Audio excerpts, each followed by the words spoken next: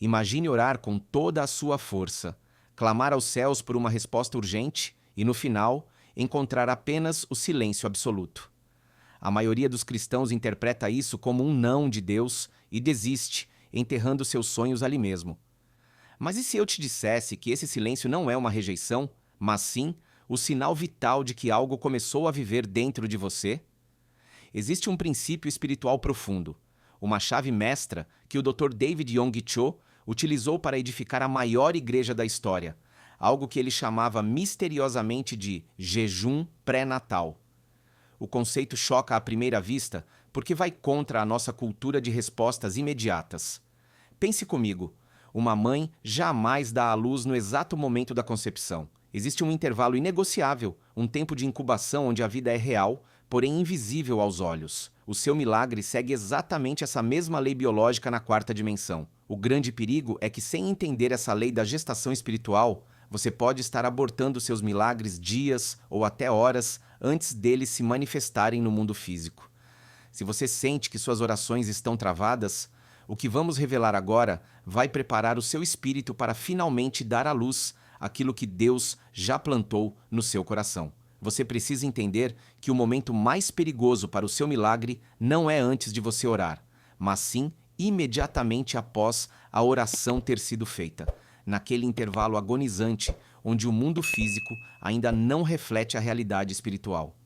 É aqui que a maioria dos crentes perde a batalha, e é exatamente aqui que o conceito revolucionário do Dr. David Yonggi Cho sobre a gestação da fé entra para mudar completamente a sua perspectiva. Quando falamos de jejum pré-natal, não estamos falando apenas de deixar de comer alimentos físicos. Estamos falando de uma postura agressiva de proteção sobre uma semente que acabou de ser plantada no solo fértil do seu espírito. Pense na biologia humana, pois Deus criou o mundo natural como um espelho das verdades espirituais. Quando uma mulher concebe, no instante biológico da fertilização, a vida já existe. O código genético está completo. A cor dos olhos, a altura, o temperamento, tudo já está definido naquele minúsculo conjunto de células. No entanto, se essa mulher fizer um teste de gravidez 5 minutos depois, o resultado será negativo. Se ela olhar no espelho, a barriga estará reta. Se ela consultar seus sentimentos, talvez não sinta nada diferente do dia anterior. Mas a vida está lá. A realidade daquele filho é inegável, embora invisível.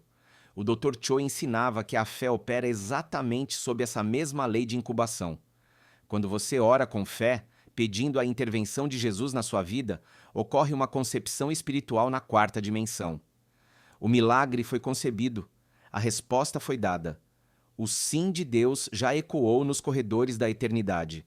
Mas assim como na gravidez natural, existe um tempo de gestação necessário para que aquilo que é espiritual ganhe densidade suficiente para se manifestar no mundo material.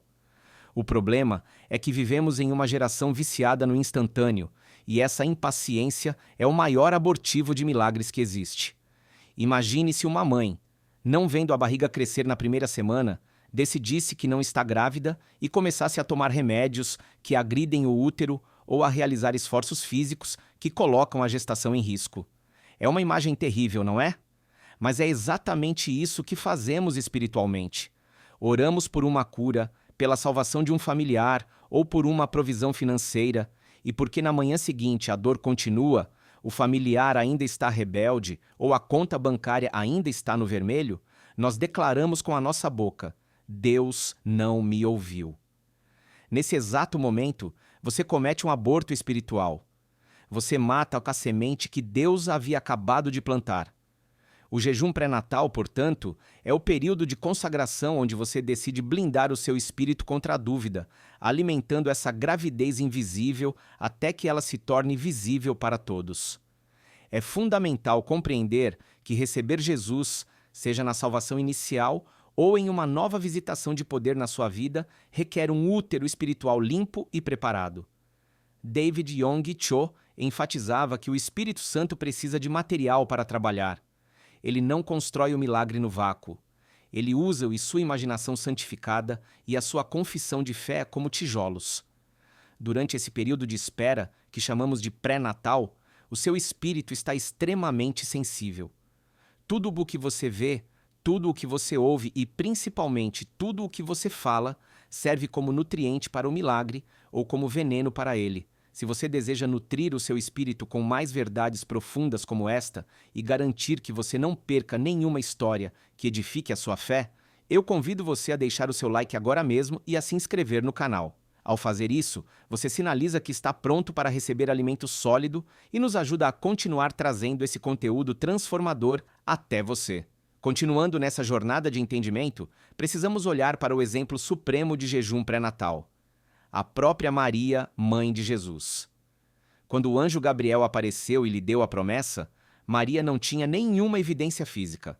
Ela tinha apenas a palavra. Faça-se em mim segundo a tua palavra. A partir daquele momento, ela entrou em um estado de consagração absoluta. Ela carregava o Salvador do mundo dentro de si, mas ninguém via. José duvidou. A sociedade poderia tê-la julgado, mas ela sabia o que carregava. O jejum pré-natal é essa atitude de Maria, uma reclusão interior onde você se separa do ruído da descrença para proteger a promessa. É um tempo onde você para de consumir o lixo do mundo, as notícias ruins, as conversas pessimistas, o entretenimento vazio, porque você entende que tudo o que entra em Noá, você afeta o bebê, afeta o milagre que está sendo formado. Dr. Cho ensinava que durante esse tempo você deve visualizar o resultado final com clareza cristalina. Se você está orando por paz na sua casa, o jejum pré-natal envolve fechar os olhos e ver, com os olhos da fé, a sua família jantando em harmonia, rindo, louvando a Deus, mesmo que a realidade atual seja de guerra. Essa visualização não é um truque mental da nova era. É a linguagem do Espírito Santo. É assim que você alimenta o feto espiritual. Você está dizendo ao seu espírito: esta é a realidade para a qual estamos caminhando. O jejum aqui serve para silenciar a carne, que grita por gratificação imediata e que se desespera com o que vê nos 5 sentidos. Quando você jejua nesse contexto, você está dizendo ao seu corpo: fique quieto, pois meu espírito está em trabalho de parto. Você diminui a voz dos seus sentidos físicos para aumentar a sensibilidade à voz de Deus. Muitas pessoas falham em receber Jesus plenamente em suas situações diárias porque seus espíritos estão entulhados. Imagine tentar colocar um berço novo em um quarto que está cheio de caixas velhas, móveis quebrados e sujeira acumulada. Não há espaço. O jejum pré-natal é o processo de limpeza desse quarto. É o arrependimento que remove o entulho do pecado. É o perdão que remove a mobília velha da amargura. É a adoração que limpa a atmosfera. Você está preparando o ambiente para a chegada do Rei. Não se trata de convencer Deus a fazer algo. Ele já fez na cruz. Trata-se de preparar a sua capacidade de receber o que ele já liberou. A tragédia é que muitos cristãos vivem em um ciclo perpétuo de abortos espirituais. Eles concebem na oração de domingo, mas abortam na confissão negativa de segunda-feira. Concebem no culto de avivamento, mas abortam na conversa incrédula com os amigos na terça-feira. E então, culpam a Deus pelo silêncio. O silêncio não é ausência, o silêncio é incubação. Quando você planta uma semente na terra, você não a vê crescendo nos primeiros dias. Se você cavar a terra todo dia para ver se ela está crescendo, você a mata. O jejum pré-natal é a disciplina de confiar no escuro. É a capacidade de dizer: eu sei que ele me ouviu, eu sei que a resposta está crescendo dentro de mim e eu vou proteger essa promessa com a minha vida até que meus olhos possam vê-la. Essa preparação espiritual muda a atmosfera ao seu redor. Quando uma mulher está grávida, há um brilho diferente nela, há uma mudança de prioridades. Ela não vai a lugares que possam ser perigosos para o bebê. Ela muda sua dieta. Da mesma forma, quando você entende que está grávido de um milagre, de uma resposta de Deus ou da própria presença manifesta de Jesus, sua rotina muda. Você se torna cauteloso com o que ouve. Você se torna protetor da sua paz. Você entende que carrega algo santo, e é nesse ambiente de santidade e expectativa que o poder de Deus encontra o caminho livre para explodir no mundo natural. Mas cuidado, pois existem inimigos específicos que tentam atacar justamente nessa fase vulnerável de gestação predadores espirituais que sentem o cheiro da promessa e vêm para roubar antes do nascimento. E é crucial que você saiba identificar cada um deles. Esses predadores espirituais que rondam o seu milagre em gestação raramente aparecem com uma aparência demoníaca óbvia. Eles não vêm com chifres e tridentes para te assustar, pois o inimigo sabe que o medo explícito poderia te empurrar de volta para a oração. Em vez disso, o ataque vem disfarçado de algo que valorizamos muito em nossa sociedade moderna: a lógica humana e o realismo frio. O Dr. David Yonggi Cho identificou que o maior inimigo da quarta dimensão, o reino espiritual onde Deus opera, é a mente tridimensional não renovada. Imagine que o seu espírito é um útero sagrado, onde a semente de Cristo e os milagres que ele traz foram plantados. A sua mente racional, se não estiver submissa ao espírito, age como um sistema imunológico agressivo que identifica essa semente de fé como um corpo estranho e lança um ataque total para expulsá-la. Você ora por cura, mas sua mente lógica lê o laudo médico e diz: isso é irreversível. Você ora por prosperidade, mas sua mente calculadora olha o extrato bancário e grita: a matemática não fecha. Esse conflito interno é a principal causa dos abortos espirituais. O jejum pré-natal, nesse estágio, torna-se uma batalha pela preservação da imagem interior. O Dr. Cho ensinava que o Espírito Santo não fala a linguagem da lógica linear. Ele fala a linguagem de sonhos e visões. E aqui chegamos a uma revelação central, um ponto de virada, que separa aqueles que apenas desejam de Deus daqueles que realmente recebem de Deus. Você não pode gestar um milagre espiritual usando a linguagem do mundo físico. É como tentar rodar um software de última geração em um computador da década de 80. O sistema simplesmente não suporta a informação e trava. Para preparar seu espírito para receber Jesus e a manifestação do seu poder, você precisa aprender a linguagem da incubadora. Uma incubadora hospitalar tem uma função vital. Ela isola a vida frágil do ambiente externo hostil e cria um microclima perfeito para o crescimento. O seu espírito precisa se tornar essa incubadora. Mas como você mantém a temperatura da fé elevada quando o mundo ao redor é gelado? O segredo que David Yonggi Cho descobriu em seus momentos de maior agonia, quando ele mesmo estava morrendo de tuberculose e foi desenganado pelos médicos, é que a incubação depende da especificidade da sua visão. Não basta orar: Senhor, me abençoe. Isso é vago. O útero não gera alguma coisa. Ele gera um ser específico com DNA específico. Cho contava da história lendária de quando ele era um jovem pastor pobre e precisava desesperadamente de uma mesa, uma cadeira e uma bicicleta para o seu ministério. Ele orou e jejuou por meses, mas nada aconteceu. O céu parecia de bronze, até que, em um momento de oração profunda, ele sentiu o Senhor lhe dizendo: você tem orado por uma bicicleta, mas não me disse que tipo de bicicleta. Existem dezenas de marcas e modelos. Você pede uma mesa, mas não especificou sequer de madeira, de ferro ou de vidro. Aquilo foi um choque de realidade. Ele percebeu que estava tentando gestar um vácuo. Deus, o Criador, é um Deus de detalhes. Quando ele criou o mundo, ele não fez apenas árvores. Ele fez carvalhos, oliveiras e figueiras, cada uma com sua semente específica. Então, o jovem Cho mudou sua estratégia de jejum pré-natal. Ele começou a visualizar. Ele disse: Senhor, eu quero uma bicicleta americana, fabricada nos Estados Unidos, com marchas laterais. Eu quero uma mesa de mogno filipino e uma cadeira com rodinhas de ferro. Ele começou a ver esses objetos em sua mente com tanta clareza que podia sentir a textura da madeira e o cheiro da borracha dos pneus. Ele estava grávido daqueles itens.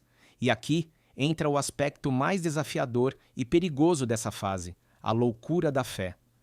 Quando ele anunciou para sua congregação que já tinha recebido a bicicleta e a mesa, as pessoas olharam e não viram nada. Riram dele, chamaram-no de louco.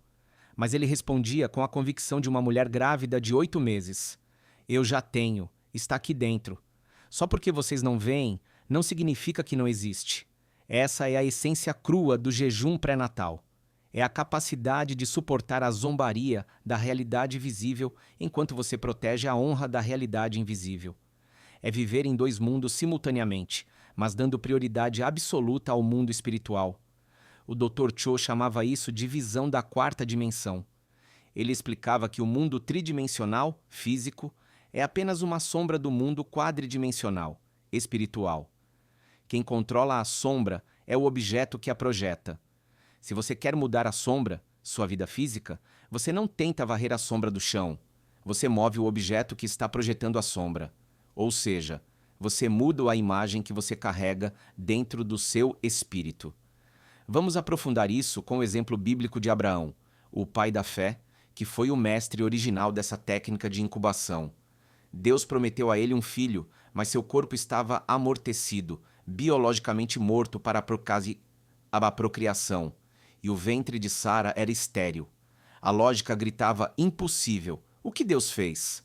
Deus não lhe deu apenas uma promessa verbal. Deus lhe deu uma imagem visual para incubar.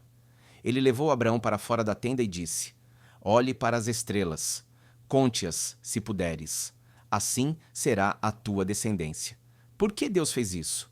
Porque Deus precisava pintar uma tela na imaginação de Abraão.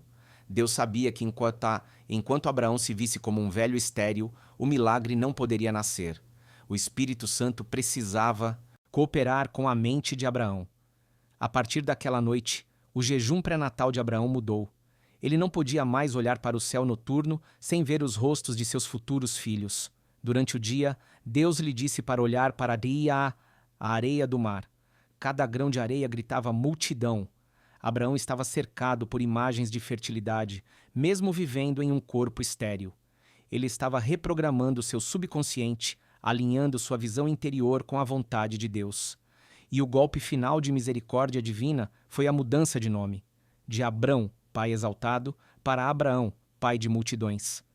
Imagine a cena: um velho de 99 anos, sem filhos, chegando em uma nova cidade e se apresentando: olá, meu nome é pai de multidões. As pessoas deviam pensar que ele estava senil. Onde estão seus filhos, velhote? Elas perguntariam. E ele teria que apontar para o céu e dizer: estão vindo. Cada vez que Abraão dizia seu próprio nome, ele estava profetizando. Cada vez que Sara o chamava para jantar: Abraão! Ela estava regando a semente do milagre com a palavra falada.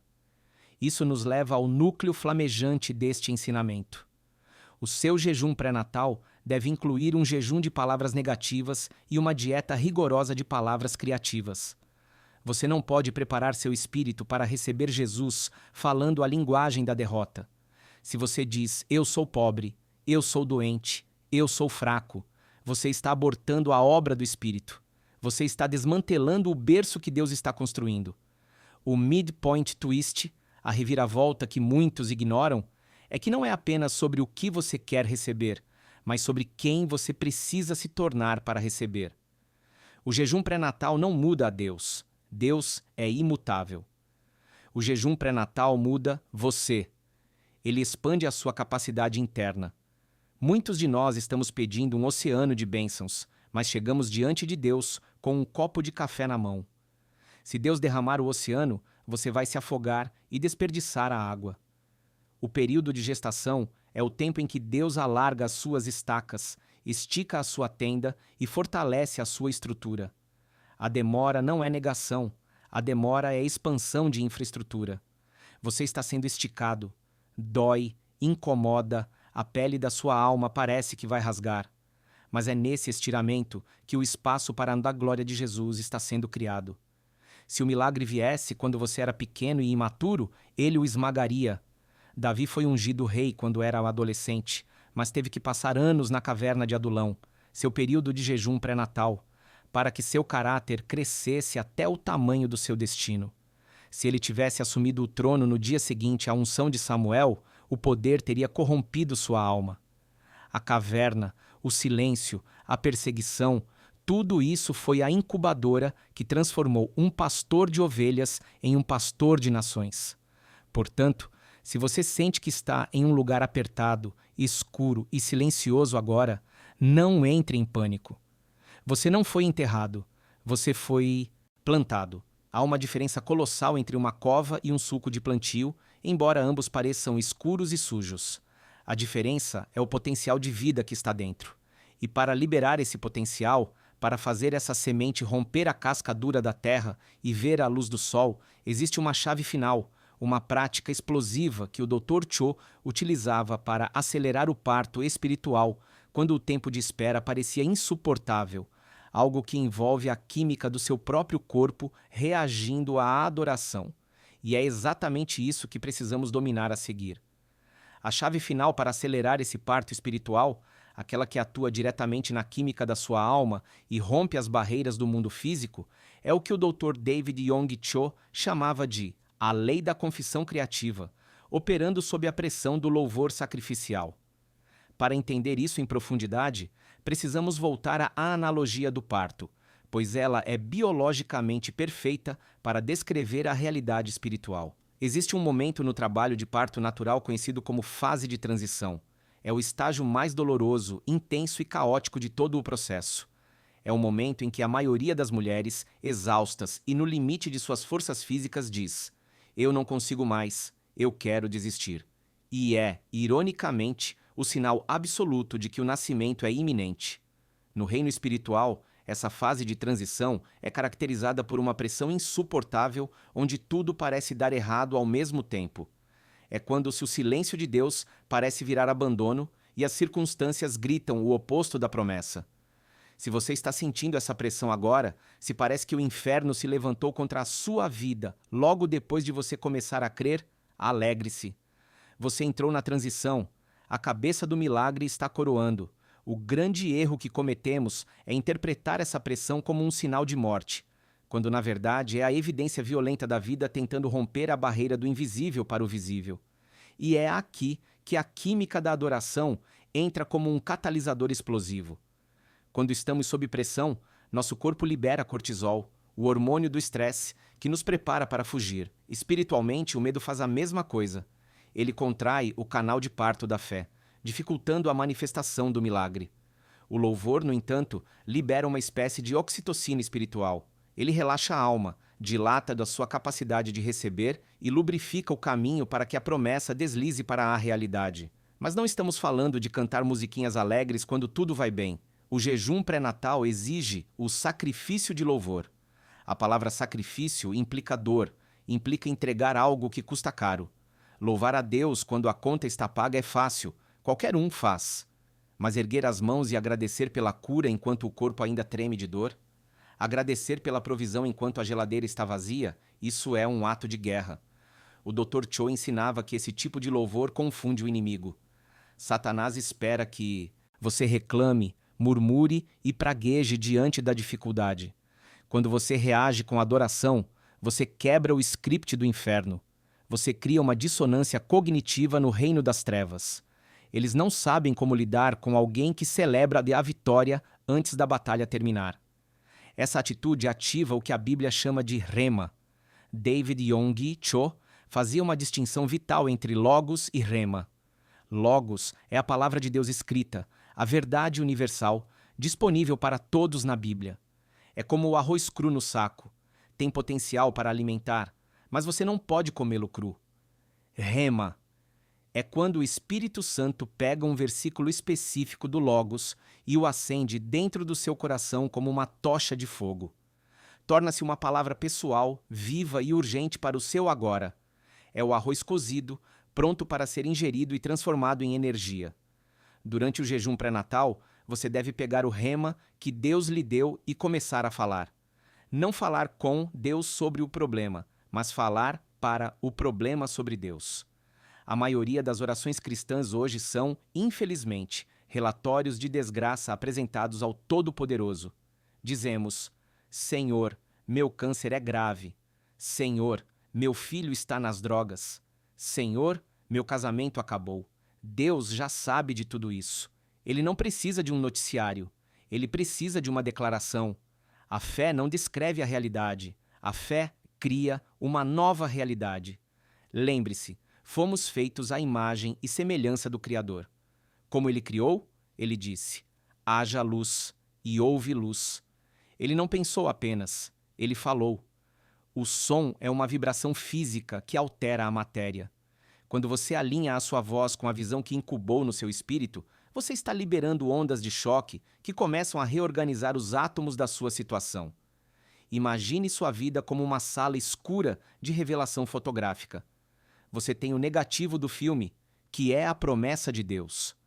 Você está no escuro, que é o período de espera, e você tem os produtos químicos necessários para revelar a imagem. A sua confissão verbal é esse agente químico. Se você ficar em silêncio, a imagem nunca aparece. Se você falar palavras de dúvida, é como acender a luz branca dentro da sala escura. Você vela o filme e destrói a foto para sempre. Mas, se você banhar aquela situação com a confissão contínua da palavra, pelas suas pisaduras eu fui sarado. O Senhor é o meu pastor e nada me faltará. A imagem começa a surgir no papel. Primeiro, são apenas sombras vagas. Depois, contornos definidos. E, finalmente, uma imagem nítida e colorida que todos podem ver. O perigo mortal nesta fase final é a fadiga da voz. Cansamos de declarar.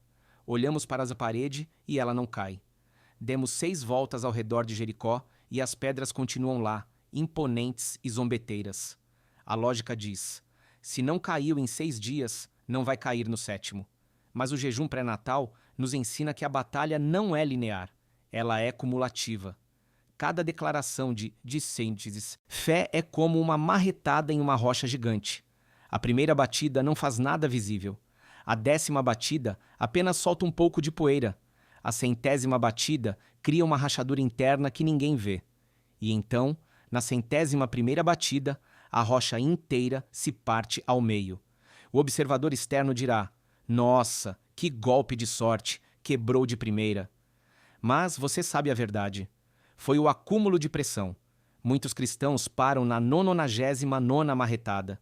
Eles abortam o milagre a 1 centímetro da linha de chegada. Eles param de falar a palavra e voltam a falar a linguagem do mundo. O Dr. Cho insistia: você é o profeta da sua própria vida. A sua boca é o leme que dirige o navio da sua existência. Se você quer virar o navio para o porto da bênção, você tem que girar o leme da língua, mesmo que a tempestade esteja empurrando para o outro lado.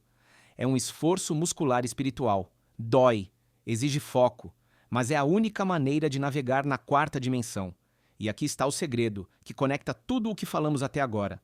A persistência da visão aliada, a persistência da confissão, gera uma atmosfera de gravidez avançada, onde o milagre se torna inevitável. Chega um ponto em que é mais difícil não ir acontecer do que acontecer. A pressão da vida de Deus dentro de você se torna maior do que a pressão do mundo fora de você. É a lei da física espiritual. 2 corpos não podem ocupar o mesmo lugar no espaço. A doença e a cura não podem coabitar. A miséria e a prosperidade do reino não podem ocupar o mesmo trono. Quando você enche seu espírito com a presença de Jesus através dessa incubação, o mal é expulso não por força bruta, mas por deslocamento. A luz não luta contra a escuridão, ela simplesmente entra e a escuridão deixa de existir. Estamos nos aproximando do clímax desta jornada. Você aprendeu a conceber, aprendeu a visualizar, aprendeu a proteger e agora aprendeu a empurrar através da confissão. Mas existe um último mistério. O que acontece no exato momento em que o milagre rompe a bolsa? Existe uma armadilha sutil, quase invisível, que pega muitos vencedores logo após a vitória, transformando a bênção em maldição se não for manuseada corretamente. Receber Jesus e seus milagres é apenas metade da equação. Sustentar o que foi recebido exige uma sabedoria que poucos possuem. David Yonggi Cho alertava que o momento do sucesso é, paradoxalmente, o momento de maior vulnerabilidade espiritual, e se você não souber como fazer a transição do parto para a criação, você pode perder em dias o que levou anos para gestar. O momento em que o milagre se materializa, quando o bebê espiritual finalmente nasce e o invisível invade o visível, é, sem dúvida, a experiência mais eufórica que um ser humano pode viver na Terra. É a validação de todas as lágrimas, a resposta para todas as noites em claro, a prova tangível de que Deus não é uma teoria, mas uma pessoa viva e atenta. No entanto, o Dr. David Yonggi Cho com a sabedoria de quem viu multidões receberem o impossível e depois perderem tudo, soava um alarme urgente sobre este preciso instante. O perigo mortal que espreita logo após a vitória é a síndrome da apropriação indébita. É a tendência humana caída de abraçar a dádiva com tanta força que acabamos virando as costas para o doador. É o momento em que a bênção se torna um ídolo e o milagre, que deveria apontar para Jesus, passa a ocupar o lugar de Jesus no trono do nosso coração. Pense na tragédia de um pai que passa meses construindo um brinquedo complexo e maravilhoso para o filho. No dia do aniversário, ele entrega o presente com os olhos brilhando de amor. O filho pega o brinquedo, fica fascinado, corre para o quarto, tranca a porta e nunca mais fala com o pai. Ele ama o presente, mas despreza a presença. Muitos cristãos fazem exatamente isso. Eles usam o jejum pré-natal, aplicam as leis da quarta dimensão, visualizam, confessam e obtêm a cura, o emprego, o casamento restaurado. Mas assim que a crise passa, a vida de oração esfria, o jejum acaba, a dependência morre. Eles tratam Deus como um médico de emergência, essencial na crise, mas dispensável na saúde. O Dr. Cho ensinava que a única maneira de manter o milagre vivo é através de um pós-natal de gratidão radical e consagração contínua. Aqui entra o princípio de Ana, mãe do profeta Samuel, que talvez seja o exemplo mais sofisticado de como sustentar uma intervenção divina. Ana não queria apenas um filho, ela queria remover a sua vergonha, mas Deus não lhe deu o filho enquanto o desejo dela era egoísta. O clique, a chave que destravou o ventre dela e o céu ao mesmo tempo, foi quando ela mudou a motivação do seu jejum pré-natal. Ela disse: Senhor, se tu me deres um filho, eu o devolverei a ti por todos os dias da sua vida. Perceba a profundidade disso. Ela estava disposta a gestar, dar à luz, amamentar e depois entregar. Ela entendeu que nós não somos donos dos milagres, somos apenas mordomos deles. O milagre não é para o seu prazer exclusivo, é uma ferramenta para a glória de Deus. Quando você recebe Jesus e seu poder, você se torna um canal, não um reservatório. A água que fica parada no reservatório apodrece, cria lodo e traz doenças. A água que flui através do canal traz vida por onde passa e se mantém sempre fresca. Se você segurar o seu milagre com o punho fechado, com medo de perdê-lo, você o sufocará. É como tentar segurar a areia fina da praia. Quanto mais força você faz para prender, mais ela escorre pelos dedos. Mas se você mantiver a mão aberta, em oferta, a areia permanece. O Dr. Cho alertava que a manutenção da bênção exige tanta fé quanto a obtenção dela. A arrogância diz: eu visualizei, eu confessei, eu consegui. A fé madura diz: Deus prometeu, Deus cumpriu e tudo pertence a Ele. Essa postura de humildade cria uma raiz profunda que impede que a árvore da bênção tombe quando os ventos do orgulho soprarem. E acredite, eles soprarão. O diabo, tendo falhado em impedir o nascimento do milagre, tentará usar o próprio milagre para destruir você, inflando o seu ego até que você estoure. Mas há uma camada ainda mais profunda, o verdadeiro tesouro escondido de todo esse processo de jejum pré-natal, que vai muito além das coisas que podemos tocar ou ver. Ao final de toda essa jornada de incubação, de luta contra a lógica, de visualização e confissão, você descobrirá algo surpreendente. O maior milagre não foi a cura do câncer, nem a conta bancária cheia, nem a restauração familiar. O maior milagre foi quem você se tornou durante o processo. A fornalha da espera queimou as suas impurezas. O silêncio de Deus afinou os seus ouvidos espirituais. A necessidade de visualizar limpou os olhos do seu coração. Você entrou na caverna como um crente comum, dependente de emoções superficiais, e saiu dela como um general da fé, alguém que conhece a Deus não de ouvir falar, mas de andar com Ele no escuro. A verdadeira recompensa da quarta dimensão é a intimidade com o Espírito Santo. As coisas, as bicicletas, as mesas, as casas, as curas, são apenas, como dizia Cho, o papel de embrulho. O presente real é a presença manifesta de Jesus. Quando você entende isso, você para de ter medo. Você para de ter medo do futuro, da economia, das doenças ou da política, porque você descobriu que carrega dentro de si a tecnologia espiritual para moldar a realidade.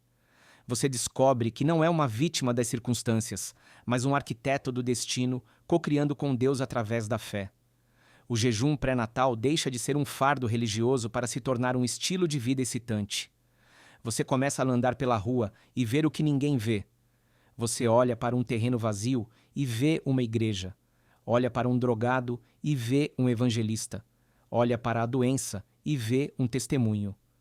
Você se torna perigosamente otimista, porque a sua esperança não está baseada nas notícias da TV, mas na tela inabalável da sua imaginação redimida pelo sangue do Cordeiro.